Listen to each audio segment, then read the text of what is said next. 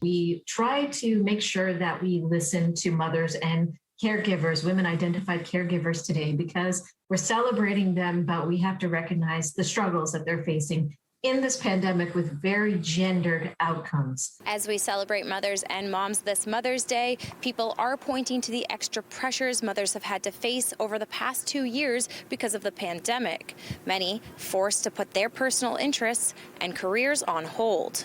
The last couple of years have been stressful, just with having family members who are immunocompromised and still having to go out and work myself. Then it's more jobs piled up on me, like the homeschooling, and having to do my own personal work. Stressful. I've had a kid at home, on and off. Really hard to do schoolwork at home, lots of emotional work. I also have a career, trying to balance everything, just like, lots of parents, especially moms. At this stage in the pandemic, this year, we're finding that 44% of mothers have reached their breaking point, period. Almost half of mothers are at the point of reaching their breaking point as well, too. So that is pretty much every mother and women identified caregiver. A national poll launched by the Canadian Women's Foundation in 2021 found mothers overworked, overstressed, and feeling undervalued. And when revisited this year, those concerns had not improved.